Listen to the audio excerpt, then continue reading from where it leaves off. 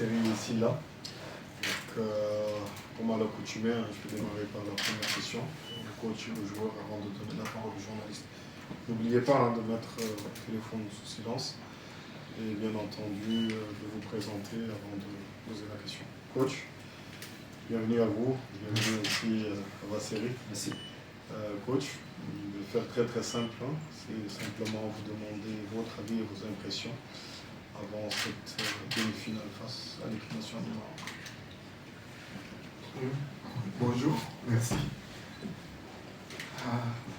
Ce que je peux dire, c'est une rencontre fraternelle entre deux peuples frères et amis et entre deux bonnes équipes qui jouent au football.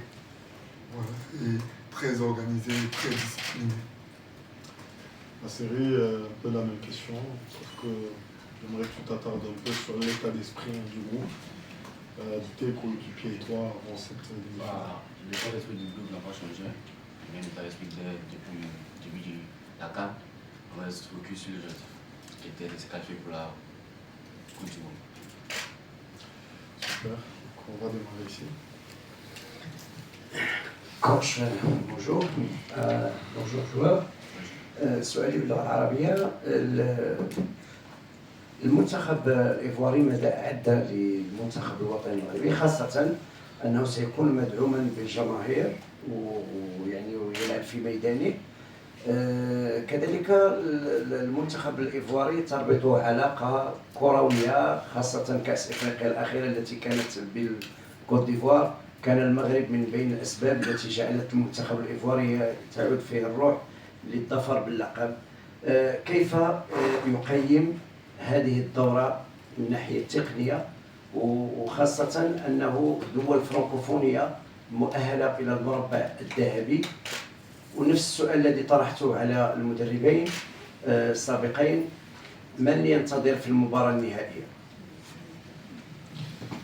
Coach, déjà, il dit que vous allez affronter une équipe du Maroc qui va bénéficier forcément du soutien de son public. Et il dit exactement que les deux pays ont des relations assez particulières. Il rappelle surtout lors de la dernière CAN que le Maroc a été une des causes principales de la qualification de la Côte d'Ivoire au deuxième tour. Donc la question c'est comment évaluez-vous, vous à votre niveau, cette compétition-là. Et aussi la question qu'il a posée aux autres coachs, quelles sont les deux équipes que vous voyez disputer la finale de cette édition? D'abord, merci. Pour moi, c'est pari reçu pour le Maroc, côté organisation. C'est pari reçu dans la mesure où nous avons assisté à des matchs avec beaucoup de spectateurs. Les stades étaient assez fournis et surtout l'ambiance qui régnait dans ces stades-là dénote que, au-delà de la vertu compétitive de la chose, c'était surtout des moments de communion, de fête et de partage. Et tous ceux qui venaient au terrain, jusque-là, on fait preuve de comment je peux dire ça, en fait, venaient pour un spectacle et n'étaient pas que spectateurs, ils étaient aussi acteurs de ce spectacle. Ça veut dire qu'au niveau de la communication, pour l'organisation et le comité d'organisation locale, on fait un travail assez remarquable et un travail de sensibilisation qui ont amené les populations à eux-mêmes s'auto-attribuer des nations qu'ils supportaient jusque-là.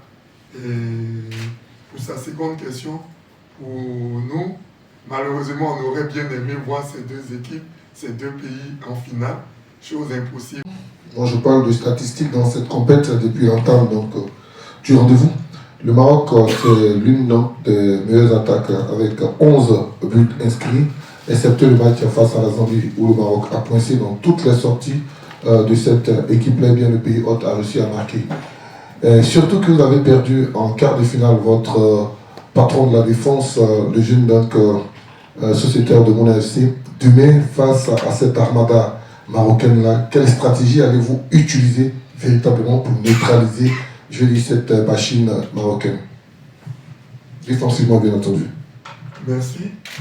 Je reviens encore en vous disant, le plus important pour nous, c'est le jeu. Le plus important pour nous, c'est l'expression des garçons. Et le plus important pour nous, c'est que les garçons aient le sentiment d'avoir pris du plaisir à ce produit.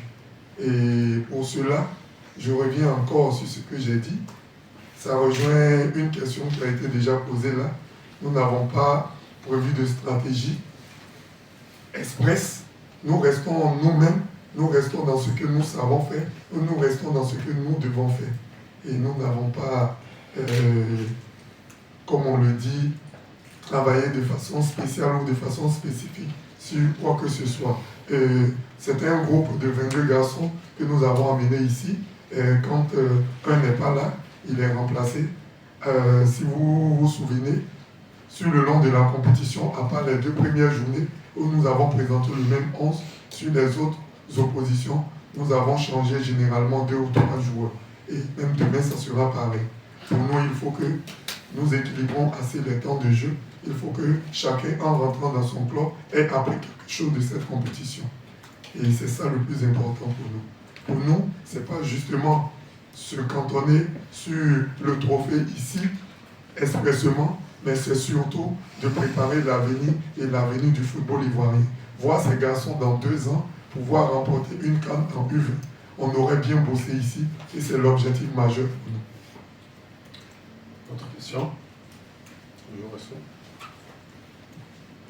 Coach, c'est vrai que votre attaque a été moins brillante face aux Lionceaux du Sénégal, mais il est bon de le rappeler, la Côte d'Ivoire c'est 10 buts inscrits, le Maroc c'est un de plus, 2 puissantes attaques. Le match de demain, cette demi-finale, est-ce que vous allez attaquer le pays hôte ou est-ce que vous allez jouer donc, je dis, dans votre propre moitié et espérer attendre quelques brèches pour profiter? Merci. Ce que je peux vous dire, si nous avons marqué 10 buts dans cette compétition, ça veut dire que nous avons attaqué. Nous ne savons pas défendre. On n'a pas programmé les garçons pour défendre. Et nous allons rester nous-mêmes, comme je vous l'ai dit. Et nous allons rester sur nos principes et nos valeurs. On ne peut pas construire, on ne peut pas concevoir une structure en une journée. Et ce que nous avons mis en place a pris du temps. Et nous allons rester dans ce que nous savons faire. Et ce que les garçons ont appris jusque-là. Ok, donc une question ici. Ouais. Hello, coach. I noticed you almost look like a Massify. So my question is, you guided Ivory Coast to winning the AFCON. Que vous ressemblez beaucoup à Emers Faé dans le style. J'aimerais savoir si sa performance avec la Côte d'Ivoire, en l'amenant jusqu'au sacre à domicile, vous inspire, vous également, à faire pareil. Et la Côte d'Ivoire a également remporté récemment des compétitions majeures, comme nous l'avons souligné, notamment la CAN organisée à domicile. Donc qu'est-ce que cela représente pour vous de faire partie d'un pays qui est en train de tout gagner en ce moment? Merci. D'abord, le coach Emers Faé est ivoirien et voir un de ses compatriotes sur le toit de l'Afrique réaliser cette performance est forcément une source d'inspiration. Forcément. Et c'est une fierté pour nous, entraîneurs ivoiriens, de voir que nous avons aussi l'intelligence de rivaliser avec les grands entraîneurs au niveau international. Et forcément, ça donne des pistes, ça donne des envies et c'est une motivation supplémentaire pour tout technicien de savoir que si on a un compatriote qui a réussi là, et le dernier qui avait reçu cette performance était Léopold Massia, à qui je rends hommage. C'est il y a 33 ans. 33 ans, Léopold Massia, qui ivoirien, avait reçu cette performance. Il a fallu attendre Emers Faé, réussi également. Et ces deux personnalités, pour nous, sont une source d'inspiration. Et aussi, être dans une dynamique positive, voir son pays se hisser et répondre aux normes internationales et être compétitif est une fierté en soi. Et il faut dire aussi que nous sommes ici au Maroc. Le Maroc, n'oubliez pas, est demi-finaliste de la Coupe du Monde. C'est une performance qui n'avait pas encore été réalisée en Afrique. Ces deux pays aussi en plein essor, en pleine reconnaissance et en pleine affirmation au niveau continental et international. C'est tout d'ailleurs un contexte assez stimulant et c'est pourquoi tout à l'heure je vous ai parlé d'un match qui pour nous s'apparente plus à un match de gala plus qu'une demi-finale. On va rester dans quelques jours, il y a votre consoeur Adeline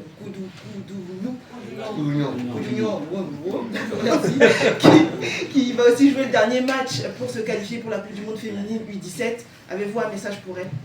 Un message forcément pour elle. Nous parlons régulièrement, nous sommes très proches. Quand on parle des sélections, vous savez, sélection U17, c'est la sélection U17, qu'elle soit masculine ou féminine.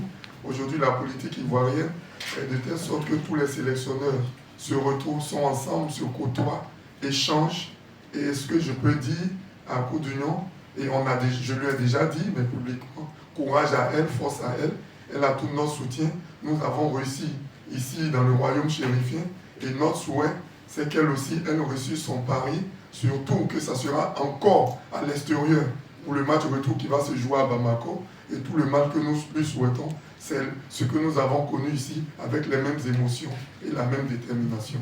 Bonne chance à elle et nous espérons qu'elle puisse avoir le même sort que nous avons eu ici. On va clôturer par là. Bonjour coach, Son Séverin du magazine Abidjan Sport et consultant à la télévision. Coach, depuis le début de la compétition, une forte communauté ivoirienne vous suit, vous applaudit. Est-ce que leur soutien est encore attendu à Mohamedia pour cette demi-finale? Merci beaucoup. Nous profitons de cette question pour lancer un appel à tous les supporters et sympathisants de l'équipe de Côte d'Ivoire. Mais je ne dirais pas que les Ivoiriens, je dirais les supporters ivoiro-marocains qui supportent la Côte d'Ivoire. Et vous savez que cette sélection a pris le cœur, notamment par les relations qui lient les deux pays. Et beaucoup de Marocains se déplacent pour justement apporter leur soutien. J'ose espérer et croire que cela va continuer, que l'enjeu ne tuera pas le jeu. Et par la même occasion, je lance un appel à mon peuple marocain, à mes supporters marocains, pour une fois de plus être à nos côtés. Nous comptons sur leur soutien et nous savons compter sur eux et nous savons qu'ils vont nous soutenir. Je les remercie. Bravo coach. C'est bon. للمزيد من المعلومات ما تنسوش تابونا وتفعلوا الجرس باش يوصلكم جديد لو 7 تي. هذا البرنامج قدم لكم من طرف كوتي سبور. كوتي سبور منتوجة المغربية للألعاب والرياضة. MDGS نربحوا الرياضة.